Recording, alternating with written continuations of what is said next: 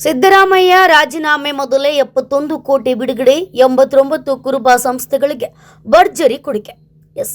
ರಾಜ್ಯ ರಾಜಕಾರಣದಲ್ಲಿ ನಾಯಕತ್ವ ಬದಲಾವಣೆಯ ಹೈಡ್ರಾಮಾ ಮುಕ್ತಾಯಗೊಂಡು ನೂತನ ಮುಖ್ಯಮಂತ್ರಿಯಾಗಿ ಡಿಕೆ ಶಿವಕುಮಾರ್ ಪ್ರಮಾಣ ವಚನ ಸ್ವೀಕರಿಸಿ ಒಂದು ದಿನ ಮುಂಚಿತವಾಗಿ ನಿರ್ಗಮಿತ ಸಿಎಂ ಸಿದ್ದರಾಮಯ್ಯ ಭಾರೀ ಪ್ರಮಾಣದ ಅನುದಾನ ಬಿಡುಗಡೆ ಮಾಡಿರುವುದು ಈಗ ತೀವ್ರ ಚರ್ಚೆಗೆ ಗ್ರಾಸವಾಗಿದೆ.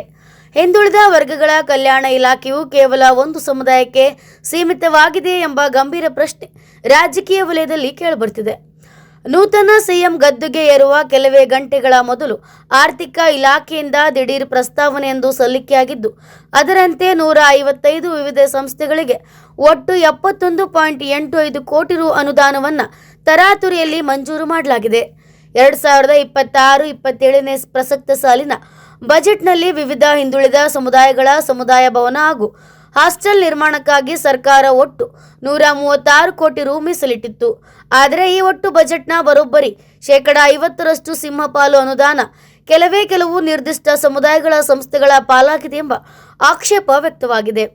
ಮಂಜೂರಾದ ಒಟ್ಟು 155 ಸಂಸ್ಥೆಗಳ ಪೈಕಿ 89 ಸಂಸ್ಥೆಗಳು ಕೇವಲ ಕುರುಬ ಸಮುದಾಯಕ್ಕೆ ಸೇರಿವೆ. ಮಾಜಿ ಸಿಎಂ ಸಿದ್ದರಾಮಯ್ಯನವರ ಸ್ವಜಾತಿ ಪ್ರೇಮವೇ ಇದಕ್ಕೆ ಕಾರಣ ಎಂಬ ಟೀಕೆಗಳು ಇದೀಗ ಕೇಳಿ ಬರ್ತಾ ಇದ್ದು, ಉಳಿದ ಸಮುದಾಯಗಳಿಗೆ ಕೇವಲ ಅಲ್ಪ ಪ್ರಮಾಣದ ಹಂಚಿಕೆ ಮಾಡಲಾಗಿದೆ.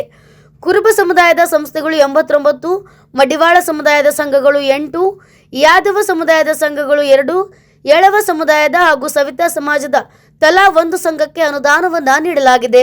ಇಷ್ಟೇ ಅಲ್ಲದೆ ಗದಗದ ರಾಕೇಶ್ ಸಿದ್ದರಾಮಯ್ಯ ಟ್ರಸ್ಟ್ಗೆ ಬರೋಬ್ಬರಿ 50 ಲಕ್ಷ ರು ಅನುದಾನ ಬಿಡುಗಡೆ ಮಾಡಿರುವುದು ಹಲವು ಅನುಮಾನಗಳಿಗೆ ದಾರಿ ಮಾಡಿಕೊಟ್ಟಿದೆ. ಜೊತೆಗೆ ಟಿ ನರಸೀಪುರ ಒಂದೇ ತಾಲೂಕಿಗೆ ದಾಖಲೆಯ 13 ಸಮುದಾಯ ಭವನಗಳನ್ನು ಮಂಜೂರು ಮಾಡಲಾಗಿದೆ.